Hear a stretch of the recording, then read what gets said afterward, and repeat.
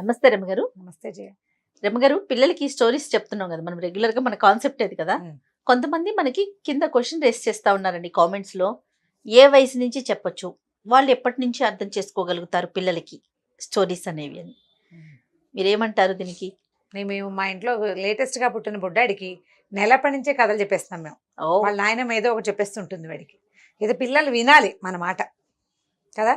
మనం మాట్లాడుతూ ఉండటం, చిన్న పన్న మాట్లాడడము, ఏదో ఒకటి మాట్లాడడము, అంటే రెలవెంట్గా మాట్లాడడం, దగ్గర ఏదైనా మాట్లాడి అప్పుడు పిల్లల దృష్టి మన మీదకి మరల్చడానికి. ఏడ్చేటప్పుడు ఏదో కబుర్లు చెప్తామనుకో, చిన్న చిన్న పాటలు అవి నేర్పిస్తాం, అప్పుడు కథ చెప్పచ్చు. ఏదో ఒక చిన్న కథ, ఒకే కథని ఎన్నాళ్ళైనా చెప్తూ ఉండొచ్చు. చెప్తుంటే అది మెల్లిగా అలవాటు అవుతుంది. అటెంటివ్గా మన మాటలు వినడం అనేది ఒక ప్రాక్టీస్ అయిందా. అక్కడి నుంచి 10వ నెల 11వ నెల వచ్చేసరికి పిల్లలకి బొమ్మలు చూడడం అవి వస్తాయి.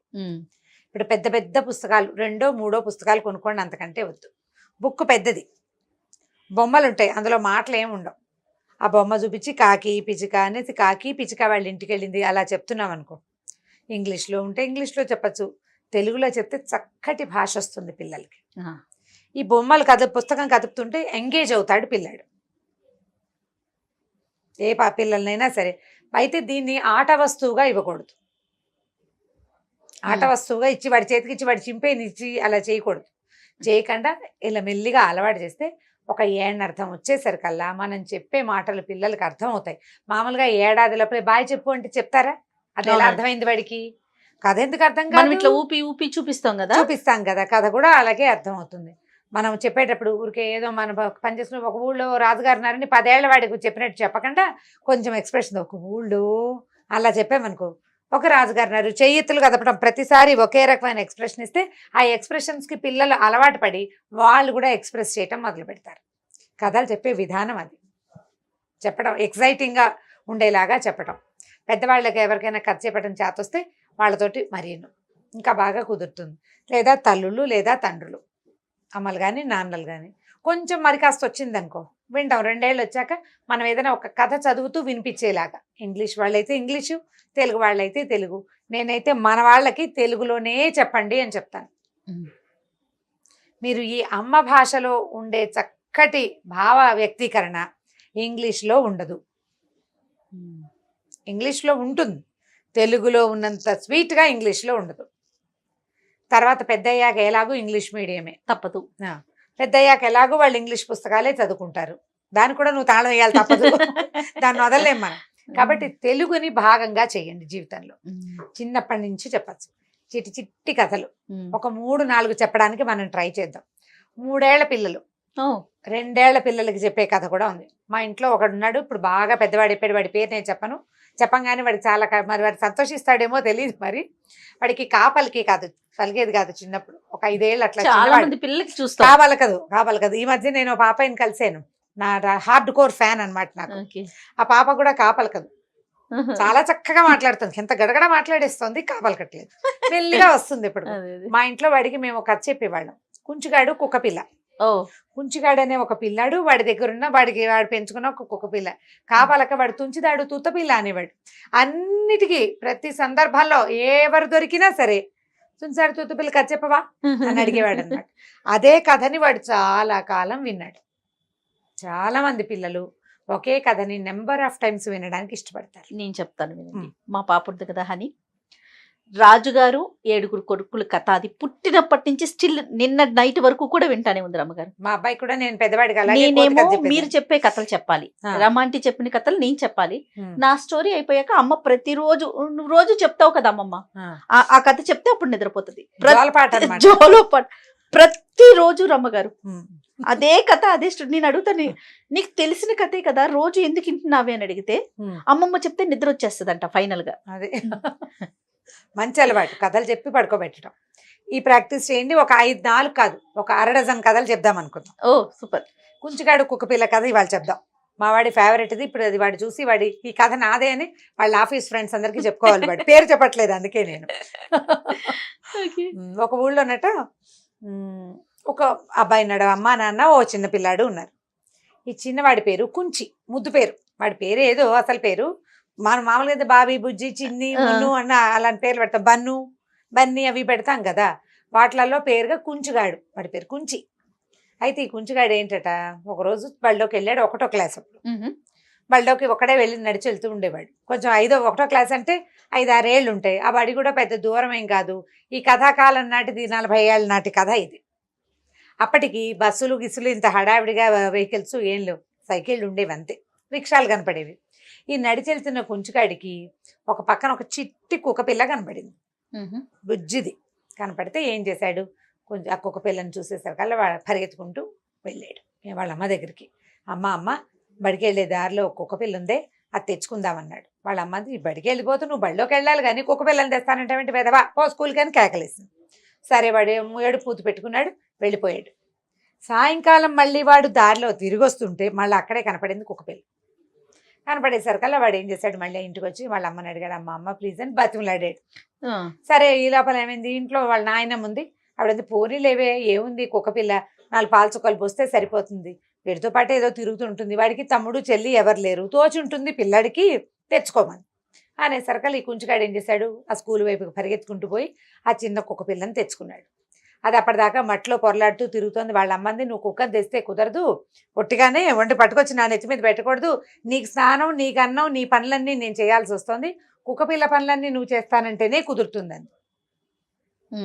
ఓకే, ఇప్పుడు పిల్లల్ని పెంచుకుంటామని అడిగి ఒకరిని పెంచుకోవాలి, పెట్టి కావాలనే వాళ్ళకి ఈ మాటలు చెప్పాలన్నమాట. అంతే. సరే ఈ కుక్క పిల్లని తెచ్చాడు. వాడు ఏం చేశాడు, కాసిన వాళ్ళ అమ్మ గోరువెచ్చటి నీళ్లు పెట్టిస్తే దానికి నీళ్లు పోసాడు. అది కుయ్యో మొర్రో అంటుంటే ఎలాగోలాగా గుడ్డ పెట్టి దాన్ని తుడిచాడు. కాసినన్ని పాలు చిన్న కప్పులో పోసి పెడితే పాలు తాగింది, తోకాడిస్తూ వీడి వెనకాలే తిరుగుతుంది. ఒక వారం 10 రోజులు గడిచింది, బాగా అలవాటైపోయింది. తను లేనప్పుడు వాళ్ళ అమ్మ చూసేది కుక్క పిల్లని.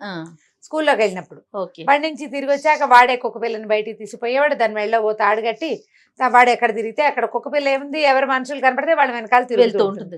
ఈ కుంచుగాడు కుక్క పిల్ల ఒకళ్ళకొకళ్ళు బాగా అలవాటయ్యారు, ఫ్రెండ్స్ అయిపోయారు.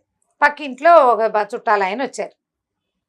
పక్కింట్లో వచ్చిన చుట్టాలు ఆయన పక్క ఇంటికి పోయారు. ఒక పిల్ల వీడు ఇద్దరు కలిసి అక్కడ వాళ్ళ ఇంట్లో చిట్టి పాప ఉంది, ఆడుకోవడానికి వెళ్ళారు. వెళ్ళేసరికల్లా వచ్చిన చుట్ట పైన మామయ్య అనమాట. మామయ్య వీడేమో వేరే కుంచి స్కూల్కి వెళ్తున్నావా అని కనుక్కున్నాడు. పక్కింట్లో ఫ్రెండ్స్ ఉంటారు కదా, మరి అడిగేసరికల్లా వెళ్తున్నాను ఇదిగో నేను కుక్క పిల్లని పెంచుకుంటున్నానని ఈ కుక్క పిల్లని చూపించాడు. ఆయన బాగా చూసి, కుక్క పిల్ల భలే బాగుందిరా, దీని తోకేమిట్రా ఇంత వంకరగా ఉంది అన్నాడు. అప్పుడు వెలిగింది కుంచుగాడికి, తోక వంకరగా ఉంది దీనికి, పిల్ల చూస్తే తెల్లగా బొద్దుగా ముద్దుగా చెవులు గివులు బాగానే ఉన్నాయి, ఇలా ఉంది తోక సీలాగా. దాన్ని నచ్చలేదు వాడికి.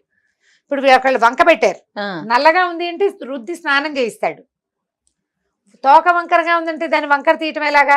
ఏం చేశాడు, మెల్లిగా దాని తోకను పట్టుకుని సాగదీశాడు. స్ట్రైట్ గా వచ్చింది, బాగా వచ్చింది అనుకున్నాడు. చెయ్యి వదిలేగానే అది మళ్ళీ వెళ్ళిపోయింది పైకి, మళ్ళీ సీలాగా అయింది. ఇక వీడు లాగా అది పైకి వెళ్ళిపోవా, లాగా పైకి వెళ్ళిపోవా. అక్కడి నుంచి ఏమైంది, కుయ్యోమర్రమని అరిచింది. అది తోక లాగుతుని నొప్పెట్టదు. వాళ్ళ మంచి వెదవా, తోక పుచ్చుకు లాగితే ఏడవదురా కుక్క పిల్ల, వదిలేయమంది. వదిలేసాడు. వదిలేస్తే ఆ కుక్కను చూసినప్పుడల్లా వీడికి ఏమనిపిస్తుంది, పక్కింటి అగ్గులు ఎక్కిరిచ్చాడు. పక్కింట్లో ఉన్న మామయ్య చెప్పాడు, వంకర తోక వంకర, దీన్ని తోకను ఎలాగైనా సరి చేయాలి. అయితే ఏమైంది, ఓ 2-3 రోజులు ఇలాగే గడిచింది. వాడికి చాలా దిగులు. పక్క వాళ్ళ దొడ్లో పెరట్లో పొట్లకాయలు కాసినాయి. అయితే ఏమైంది, ఆ మామగారు చక్కగా నెత్తి మీద గావంచా కప్పుకుని పొట్ల చెట్టు పాత దగ్గర చిన్న స్టూల్ వేసి కూర్చుని ఈ పొట్లకాయకి కింద చిన్న చిన్న రాళ్ళు కడుతోంది. వీడు అడిగాడు, మామ ఎందుకు మామ రాళ్ళు కడతావు అంటే, కాదురా ఈ పొట్లకాయలు వంకర తిరుగుతాయి, కింద బరువు కట్టామనుకో వంకర తిరగకుండా సాఫీగా కాస్తాయి రాని.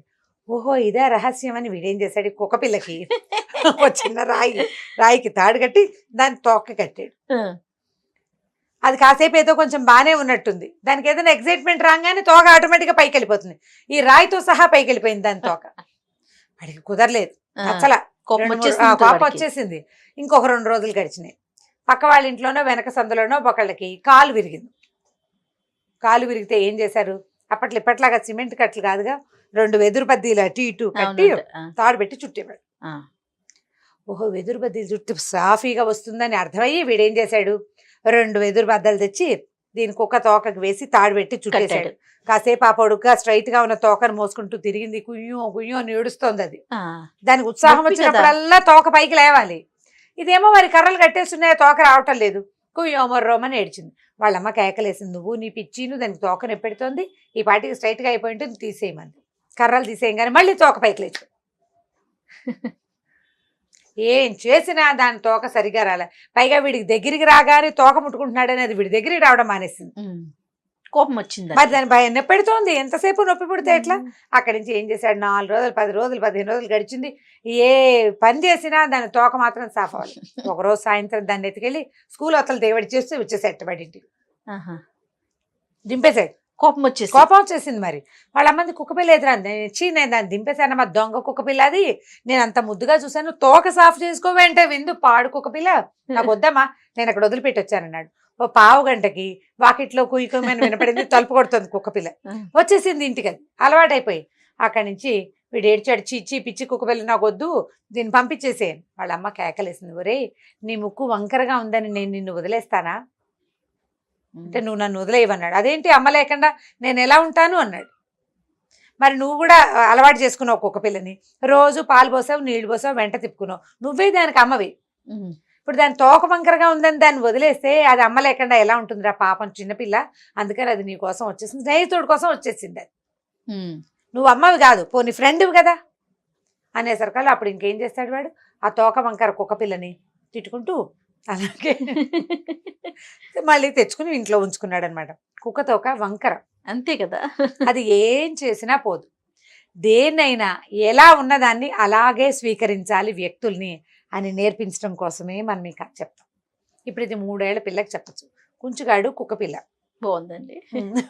మీరు అన్నట్లుగా ఎవరు ఎలా ఉన్నా కూడా మనం స్వీకరించాలి. అది చిన్నప్పటి నుంచే నేర్పించి మనం చాలా మంచి పద్ధతి కదా. స్నేహం చేస్తే, ఒకరితోటి స్నేహం చేస్తే వాడు నల్లగా ఉన్నాడనో, వాడు తెల్లగా ఉన్నాడనో, వాడు జుట్టు బాగుందనో, లేకపోతే బాగులేదనో, వాడికి ఏదైనా దురభ్యాసాలు ఉన్నాయనో వదిలిపెట్టే. దురభ్యాసాలు ఉంటే దూరం పెట్టచ్చు, కానీ ఈ కవళికలతోటి ఆలోచించి వాటి కోసం స్నేహాలు మానుకోకూడదు. నువ్వు స్నేహం చేస్తే ఎలా ఉన్న వాళ్ళని అలాగే స్వీకరించాలి. బాగుంది రమ్మగారు. ఈ కథ చెప్పచ్చు. ఇది కొంతకాలం చిన్నపిల్లలకి వరుసగా రోజు ఇదే కథ చెప్పినా నడుస్తుంది కొన్నేళ్ల పాటు. అవునండి. ఇంకా కొన్ని చిన్న కథలు చెప్దాం మళ్ళీ నెక్స్ట్ సిరీస్ లో చెప్దాం. రైట్ అండి. నమస్తే రమ్మగారు. నమస్తే జయ. ఈ వీడియో కనుక మీకు నచ్చినట్లయితే లైక్ చేయండి, షేర్ చేయండి. మరిన్ని ఇంట్రెస్టింగ్ వీడియోస్ కోసం మా ఛానల్ ని సబ్స్క్రైబ్ చేసుకోండి.